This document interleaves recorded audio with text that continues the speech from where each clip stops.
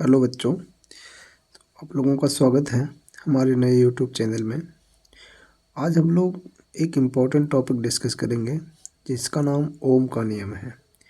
ये 10th में भी मोस्ट इम्पॉर्टेंट है और 12th में तो इम्पोर्टेंट है ही, तो ये दोनों के लिए कॉमन है, ये आप दोनों को पढ़ना पड़ेगा। आज हम लोग इसी के बारे में डिटेल से पूरा डिस्कस करेंगे, तो एक एक स्टेप इसका सीखते हैं। आइए जुड़िए हमारे साथ और देखिए आसानी से फिजिक्स कैसे सीखते हैं। तो ओम का नियम क्या ओम ने बताया था, उस बारे में हम पहले डेफिनेशन डिस्कस करते हैं। ओम ने बताया था कि यदि किसी चालक की भौतिक अवस्था को न बदला जाए, उन्होंने कहा कि यदि किसी चालक की भौतिक अवस्था को न बदला जाए। ये भौतिक अवस्था क्या है? भौतिक अवस्था का मतलब है कि चालक की लंबाई, मोटाई या उसका ताप, ये सब कुछ ना बदला जाए, ये सब कांस्टेंट रहें। तो एक बार फिर से मैं रिवाइज कर रहा हूँ। भौतिक अवस्था का मतलब है चालक की लंबाई, उसकी मोटाई और उसका ताप, इन सब से ही मतलब है। तो ओम ने कहा कि यदि किसी चालक की भौतिक अवस्था को ना बदला जाए, यानी चालक की भौतिक अवस्था अपरिवर्तित रहे, तो उसके सिरों पर लगाया गया विभवांतर, तो विभवांतर आप लोगों ने पढ़ रखा है कि क्या होता है, तो यही हम डिस्कस करें। यदि किसी चालक की भौतिक अवस्था न बदली जाए तो इसके सिरों पर लगाया गया विभवांतर तथा उसमें बहने वाली धारा का जो अनुपात होता है वो नियत होता है। तो इसका मतलब ओम ने बताया कि चालक के सिरों का जो विभवांतर होगा और उसमें बहने वाली धारा जो होगी, दोनों का अनुपात नियत होगा। ऐसा कब होगा? जब चालक की भौतिक अवस्था को नहीं बदला जाए। भौतिक अवस्था का मतलब क्या है? भौतिक अवस्था का मतलब है कि चालक की लंबाई, मोटाई, ताप इत्यादि कुछ भी ना बदला जाए। तो मुख्य बात यहाँ पे जो निकल के आ रही है वो ये है कि चालक के सिरों पर लगाया गया विभवांतर तथा उसमें बहने वाली धारा का जो अनुपात होगा वो नियत होगा। तो चलो हम लोग समझते हैं कि चालक के सिरों पर लगाया गया विभवांतर मान लीजिए v है, तो वो प्रोपोर्शनल होगा किसके? तो वो प्रोपोर्शनल होगा I के। यही ओम का मुख्य रूप से नियम है। यदि चालक की भौतिक अवस्था को नहीं बदला जाए तो उसके सिरों पर लगाया गया विभवांतर तथा उसमें बहने वाली धारा का अनुपात नियत होगा। तो ये हो गया विभवांतर और ये हो गया धारा। अब यदि मैं इसको इक्वल टू करूँ, प्रोपोर्शनल हटा के इक्वल टू लगाऊँ, तो एक कांस्टेंट आएगा। तो वो कांस्टेंट मान लीजिए आर है यहाँ पे, तो आर हो गया और साथ में मैं लिख दे रहा हूँ आई। वी को पता है मुझे, वी कौन है? तो वी विभवांतर है। आई पता है धारा है। ये आर कहाँ है? आर कौन है?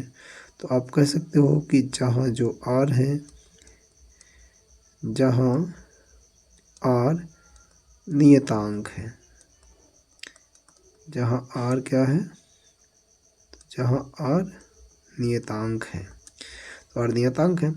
अब इस आर को कहते क्या है? तो इसे हम लोग इसे चालक का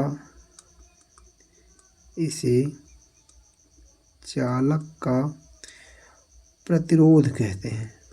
तो आर तो एक नियतांक है, जिसे क्या कहेंगे? मुख्य नाम यह देखो मैं लिख रहा हूँ, जिसे चालक का प्रतिरोध कहते हैं।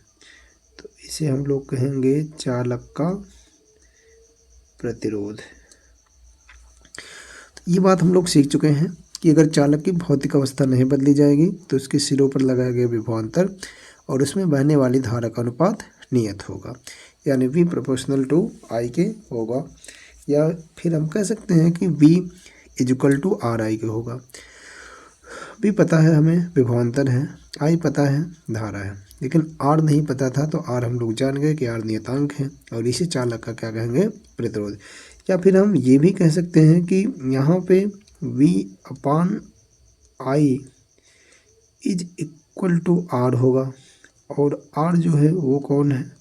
तो R है, वो है कांस्टेंट। R कौन है? कांस्टेंट है। इसका मतलब अगर V और I के बीच ग्राफ खींचा जाए, तो ओम ने ग्राफ खींचा था, ये आपको प्रैक्टिकल में सिखाया जाता है, प्रैक्टिकल इसका होता है।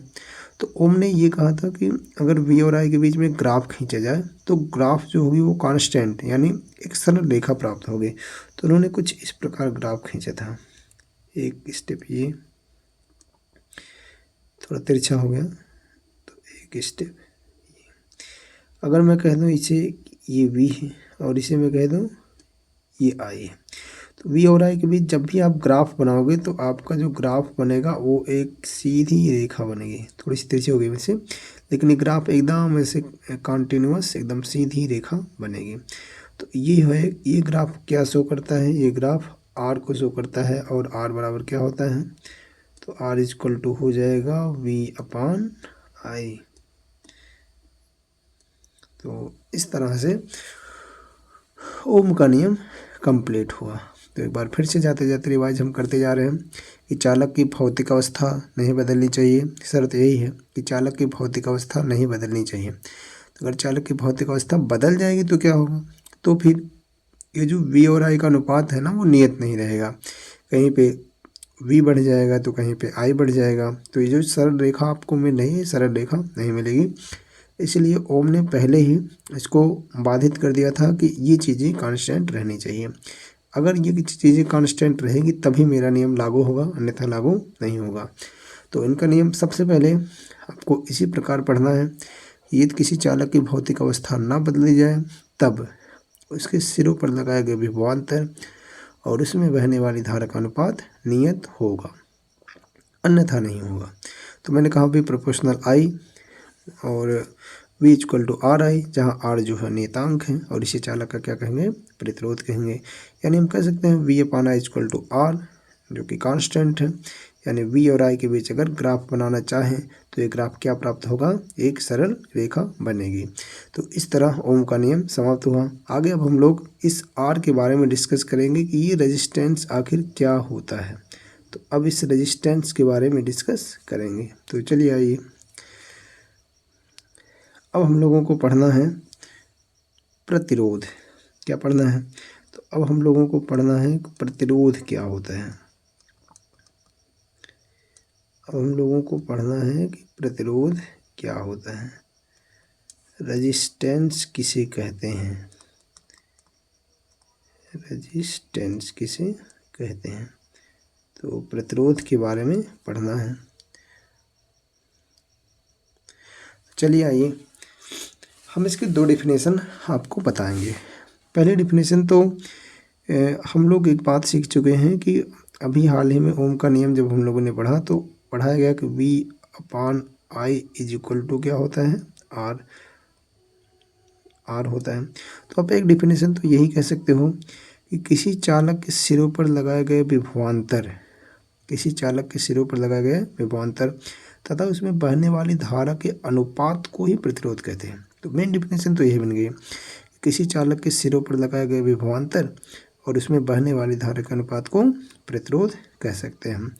या फिर दूसरी डिफिनेशन क्या है, एक और डिफिनेशन बना सकते हैं हम। दूसरी डिफिनेशन क्या है, दूसरी डिफिनेशन हम बना सकते हैं कि किसी चालक में, जैसे कोई भी चालक हो, तो किसी चालक में धारा के मार्ग में डाले गए रुकावट को, धारा के मार्ग में जो बाधा, जो रुकावट आती है, उसी रुकावट को हम लोग क्या कह सकते हैं, प्रतिरोध। तो आप दोनों में से कोई सी भी परिभाषा बता सकते हो। तो क्या मैं बता रहा हूँ, पहला तो किसी चालक के सिरों पर लगाए गए विभवांतर वी तथा उसमें बहने वाली धारा के अनुपात को क्या कहेंगे, प्रतिरोध। मैं क्या बता रहा हूँ, किसी चालक के सिरों पर लगाए गए विभवांतर और उसमें बहने वाली धारा के अनुपात को क्या कहोगे आप, प्रतिरोध आर कहोगे। या फिर दूसरी परिभाषा क्या है, तो दूसरी परिभाषा ये है कि किसी धारा के मार्ग में डाले गए रुकावट को, धारा के मार्ग में डाले गए रुकावट को ही क्या कहते हैं, प्रतिरोध। तो आप इस तरह से भी लिख सकते हो। तो अब हम लोगों को जानना है आर का मात्रक। क्या जानना है, आर का मात्रक जानना है। तो आर का मात्रक चलो निकालते हैं, निकालना सीखिए आप, रटना नहीं पड़ेगा। आर इक्वल टू हम लोग जान चुके हैं वी अपान आई, यानी आर का जो मात्रक होगा, आर का जो मात्रक बनेगा वो क्या बनेगा, वी का मात्रक, वी का मात्रक बट्टे में आई का मात्रक, तो आर का मात्रक यानी वी का मात्रक, आई का मात्रक। तो आपको ये पता है, तो आर का मात्रक क्या हो जाएगा, वी का मात्रक देखो होता है वोल्ट, विभवांतर किस में मापा जाता है, वोल्ट, ये वोल्ट हो गया, बटे आई का मात्रक देखो होता है एम्पियर, तो आई का मात्रक क्या लिख दूंगा मैं, एम्पियर लिख दूंगा। तो आर का मात्रक देखो हो गया वोल्ट प्रति एम्पियर। बट इसका एक फेमस मात्रक है, इसका एक फेमस, बहुत फेमस मात्रक है, इसको हम लोग शॉर्ट फॉर्म में ओम कह सकते हैं। क्या कह सकते हैं, ओम कह सकते हैं। तो आर का एक मात्रक फार्मूले के हिसाब से तो वोल्ट प्रति एम्पेयर है, लेकिन इसको क्या कह सकते हो, इसको आप ओम कह सकते हो, इसको ओम भी कहा जाता है। और मैं बार बार हर बार यही यूनिट दोहराऊंगा, बार बार इसी यूनिट के बारे में बात करूंगा। तो हम लोग दो चीज़ें पढ़ चुके हैं, एक ओम का नियम, और ओम के नियम में आने वाला जो कांस्टेंट था प्रतिरोध, वो भी हम लोगों ने पढ़ लिया है। अब एक बहुत महत्वपूर्ण चीज़ पढ़ना है हमको, जिसका नाम है प्रतिरोधकता। तीसरी जो हेडिंग है जिसका नाम है प्रतिरोधकता। तो चलो पढ़ते हैं। तो मैं आपके सिलेबस के अकॉर्डिंग ही पढ़ा रहा हूँ, यूपी एमएसपी पे जो साइट पे सिलेबस दिया हुआ है, उसी सिलेबस को ध्यान में रख के मैं आगे बढ़ रहा हूँ। तो ओम का नियम पढ़ना था, प्रतिरोध पढ़ना था, अब हम लोग पढ़ेंगे प्रतिरोधकता। तो चलिए, प्रतिरोधकता,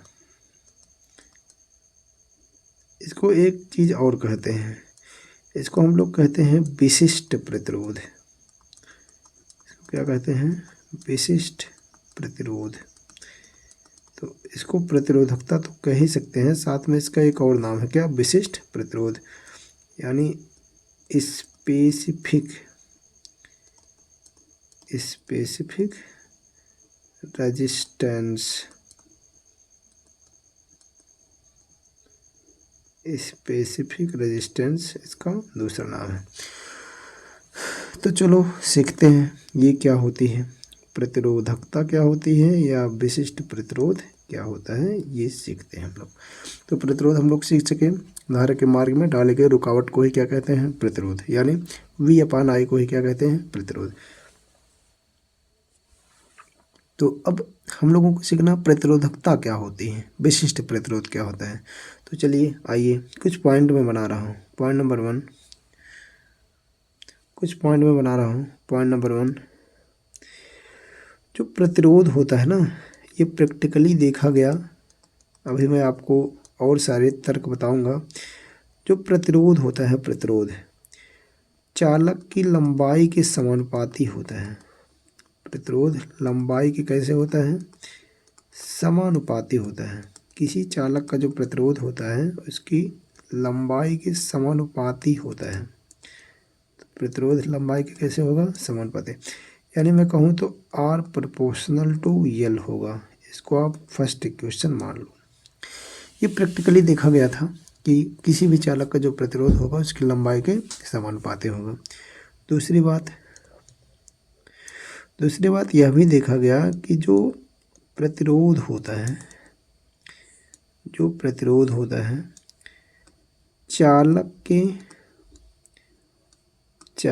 के परिच्छेद क्षेत्रफल, आप समझ पा रहे होंगे, परिच्छेद क्षेत्रफल माने मोटाई, आप परिच्छेद क्षेत्रफल को मोटाई भी कह सकते हो। तो प्रतिरोध चालक के परिच्छेद क्षेत्रफल के व्युत्क्रमानुपाती होता है, व्युत्क्रमानुपाती होता है, व्युत्क्रमानुपाती होता है, यानी R inversely proportional to A।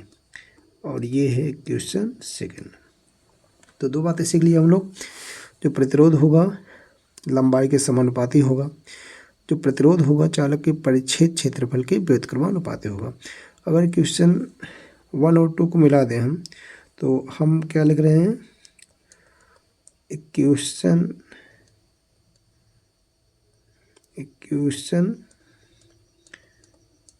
First and second.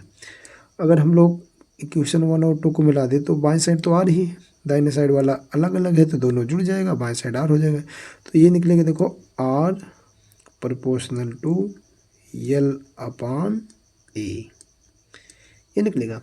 तो पहले मुझे पता चला कि प्रतिरोध जो होता है लंबाई के समानुपाती होता है, ठीक है, आर प्रोपोर्शनल टू यल हो गया। फिर मुझे पता चला प्रतिरोध जो होता है चालक के परिच्छेद क्षेत्रफल की व्युत्क्रमानुपाती होता है, यानी मोटाई की व्युत्क्रमानुपाती होता है। इसका मतलब ये है कि लंबाई अगर बढ़ेगी तो प्रतिरोध बढ़ेगा, और अगर मोटाई बढ़ेगी तो प्रतिरोध घटेगा भाई, यही मतलब है इसका। तो इसका मतलब दोनों को जब आप मिलाओगे तो R proportional to L by A हो जाएगा। अब देखो प्रोपोर्शनल को जब हम लोग हटाते हैं तो आर इज इक्वल टू एक कांस्टेंट आएगा, यहाँ कांस्टेंट आएगा रो, क्या कांस्टेंट आएगा, रो इंटू यल बाई ए। अब मैं कहूँगा कि जहाँ ये जो रो है वो नियतांक है, रो क्या है, जहाँ रो नियतांक है इसे ही विशिष्ट प्रतिरोध, इसे ही विशिष्ट प्रतिरोध या फिर इसे ही विशिष्ट प्रतिरोध या प्रतिरोधकता कहते हैं, इसे ही विशिष्ट प्रतिरोध या प्रतिरोधकता कहते हैं। इस तरह हमें प्रतिरोधकता यानी विशिष्ट प्रतिरोध के बारे में पता चलता है कि प्रतिरोध जो है लंबाई के समानुपाती होता है तो आर प्रोपोर्शनल यल किया, ये चालक के परिच्छेद क्षेत्रफल के व्युत्क्रमानुपाती होता है तो आर प्रोपोर्शनल 1/a किया।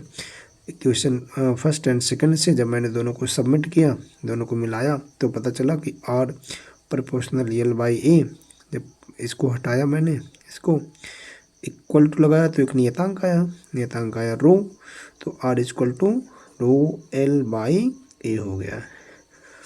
अब मुझे रो के बारे में जानकारी इकट्ठी करनी है, जहाँ रो जो है नियतांक है और इसे ही हम लोग क्या कहते हैं, विशिष्ट प्रतिरोध या प्रतिरोधकता कहते हैं।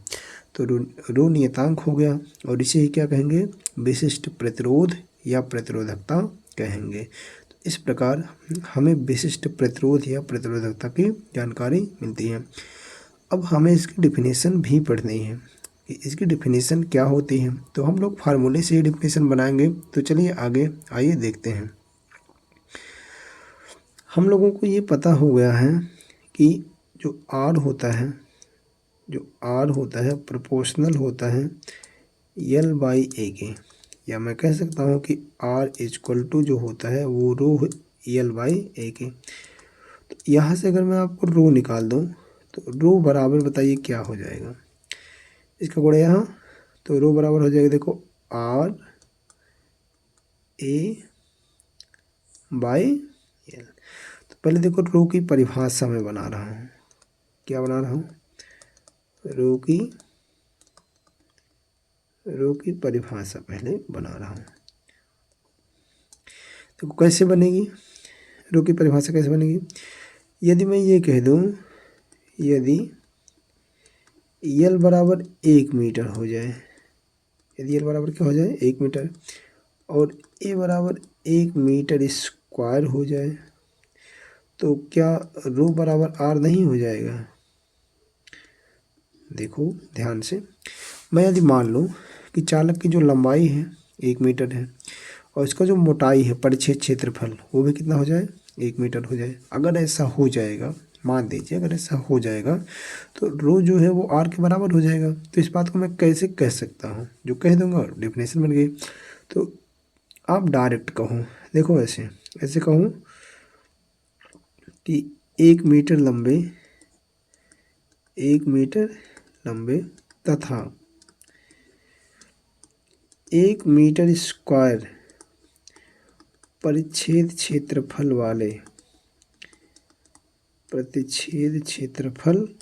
वाले चालक का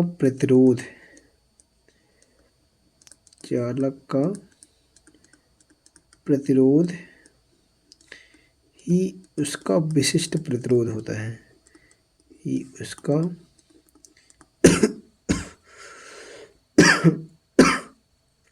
सॉरी, उसका विशिष्ट प्रतिरोध, उसका विशिष्ट प्रतिरोध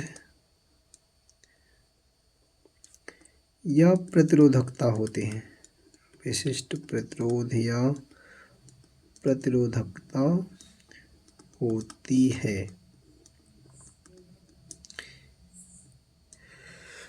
ये देखो बन गया इसका परिभाषा। तो मैंने कहा रो बराबर RA/L वाले फार्मूले में, तो ये मेरा मेन फार्मूला हो गया। देखो ऐसे ऐसे ऐसे। तो इस फार्मूले में अगर मैं ये कह दूँ कि L जो है मेरा 1 मीटर हो जाए, मान लो कि L 1 मीटर हो गया और A भी मेरा 1 हो जाए, 1 मीटर स्क्वायर। अगर ये 1 हो जाएगा, ये भी 1 हो जाएगा, तो रो बराबर क्या हो जाएगा, R हो जाएगा। तो इस तरह हम क्या कह सकते हैं कि 1 मीटर लंबे और 1 मीटर स्क्वायर परिच्छेद क्षेत्रफल वाले चालक का प्रतिरोध है, उसका क्या होता है, विशिष्ट प्रतिरोध या प्रतिरोधकता होती है। तो इस तरह इसकी डिफिनेशन हम लोग फार्मूले से बना लेंगे। अब अगला स्टेप आता है कि रो का मात्रक क्या होगा। अगला स्टेप आता है रो का मात्रक भैया। तो रो का मात्रक कैसे निकालेंगे हम लोग। रो बराबर देखो लिखा है RA/L। तो रो का देखो R का क्या हो जाएगा, R का तो हम लोग जान चुके हैं, ओम होता है। A का हो जाएगा मीटर स्क्वायर बटे L का हो जाएगा मीटर। तो 1 मीटर से 1 मीटर कट जाएगा, तो रो का मात्रक बचेगा, रो का जो मात्रक है वो बचेगा ओम इंटू मीटर। ये बहुत परीक्षा में पूछा जाता है, हाई स्कूल स्तर पे ऑप्शनल में बहुत बार ये पूछा जाता है। तो रो का मात्रक क्या होगा, ओम इंटू मीटर। तो रो का मात्रक आप लोग याद रखिएगा सब लोग, ये बहुत इंपॉर्टेंट है। विशिष्ट प्रतिरोध का मात्रक क्या हो जाएगा, ओम इंटू मीटर। तो इस तरह विशिष्ट प्रतिरोध का मात्रक भी हमको पता चल गया। तो हम लोग क्या क्या पढ़ चुके हैं, ओम का नियम पढ़ें, प्रतिरोध पढ़ें, उसका मात्रक पढ़ें, विशिष्ट प्रतिरोध कैसे बना वो पढ़ें, और उसका मात्रक और परिभाषा पढ़ लिए हैं। अब इस टॉपिक को कंप्लीट करने के लिए एक हेडिंग बच रही है, तो उसे भी मैं इसी वक्त डिस्कस कर देता हूँ। उसे छोड़ना सही नहीं होगा, क्योंकि अब जब सब पढ़ रहे हैं तो एक वीडियो में एक पूरी टॉपिक कंप्लीट हो। तो अब हम लोग बात करेंगे प्रतिरोध को प्रभावित करने वाले कारकों के बारे में। तो अगली हेडिंग हमारी यही रहेगी, अगली हेडिंग हमारी रहेगी प्रतिरोध को प्रभावित करने वाले कारक। प्रतिरोध को प्रभावित करने वाले, प्रतिरोध को प्रभावित करने वाले कारक। तो चलिए आइए, प्रतिरोध को प्रभावित करने वाले कारक। तो 4 फैक्टर हैं, केवल 4 लोग प्रतिरोध को बदल सकते हैं। तो पहला तो है चालक की लंबाई। इसमें से पहला क्या है, चालक की लंबाई। तो प्रतिरोध को प्रभावित करने वाले कारकों में सबसे पहले आगे आता है कौन, चालक की लंबाई। तो मैं ये कहता हूँ, अभी आपको बताया भी गया था, तो ये चीज़ आपको पता है पहले से। चालक की लंबाई बढ़ने से, चालक की लंबाई बढ़ने से प्रतिरोध बढ़ता है। प्रतिरोध क्या होता है, बढ़ता है। तो एक बात जान लो, यदि किसी चालक की लंबाई बढ़ा दी जाएगी तो इसका प्रतिरोध भी क्या होगा, बढ़ जाएगा। तो चालक की लंबाई बढ़ने से जो प्रतिरोध होता है वो बढ़ जाता है। दूसरी बात, परिच्छेद क्षेत्रफल। दूसरी बात क्या, परिच्छेद क्षेत्रफल। अब देखो, अभी इसको भी बारे में डिस्कस किया गया था कि परिच्छेद क्षेत्रफल अगर बढ़ेगा, प्रतिच्छेद क्षेत्रफल बढ़ने से जो प्रतिरोध होता है, प्रतिरोध वो घट जाता है। यानी परिक्षेय क्षेत्रफल बढ़ेगा तो प्रतिरोध क्या होगा, घट जाएगा। तो प्रतिरोध घट जाता है भैया। तो मैंने कहा चालक की लंबाई बढ़ने से क्या होगा, तो लंबाई बढ़ने से प्रतिरोध बढ़ेगा। परिक्षेय क्षेत्रफल से क्या होगा, तो परिक्षेय क्षेत्रफल बढ़ने से प्रतिरोध क्या होगा, घट जाएगा। तीसरा कारक है प्रकृति। इसका क्या मतलब है,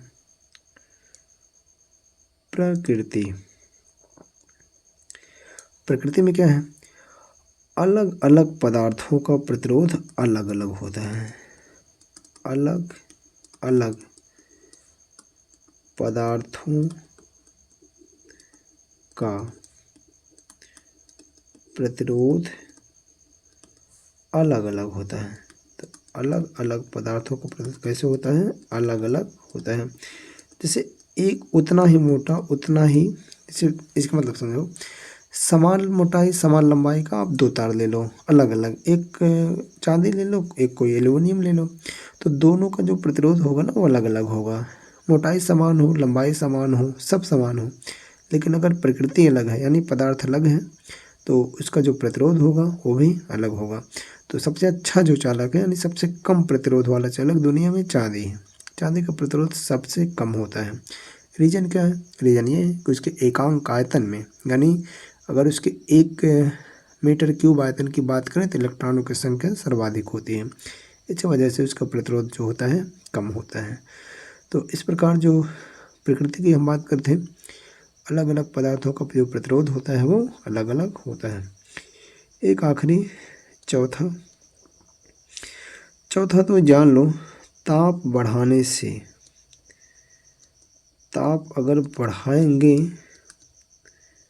ताप बढ़ाने से जो प्रतिरोध होता है, ताप बढ़ाने से जो प्रतिरोध होता है वो बढ़ जाता है। ये तो रटने वाली बात हो गई। ताप बढ़ाने से क्या होता है, प्रतिरोध बढ़ जाता है। वैसे चारों यहाँ पर रटने वाली बात ही है कि चालक की लंबाई बढ़ाने से प्रतिरोध बढ़ता है, ये तो प्रैक्टिकली प्रूव है। परिक्षेय क्षेत्रफल बढ़ाने से भी प्रतिरोध घट जाता है, तो ये भी प्रैक्टिकली प्रूव है। प्रकृति हम सब जानते हैं कि अलग अलग पदार्थों का प्रतिरोध अलग अलग होता है। यानी अगर समान लंबाई समान मोटाई के दो अलग अलग तार ले लो तो दोनों का प्रतिरोध अलग अलग होगा। चौथा और आखिरी, ताप बढ़ाने से प्रतिरोध बढ़ जाता है। इन चीज़ों को समझने के लिए आप अगर डिटेल में जानना चाहते हैं तो एक फार्मूला होता है जो आपको याद करना पड़ेगा। आर का जो complete formula, R equal to M L upon N E square tau A. ये चारों चीज़ें देखो मैं इसमें समझाता हूँ आपको। आर प्रतिरोध है, देखो लंबाई के समानुपाती है कि नहीं, तो लंबाई के समानुपाती है।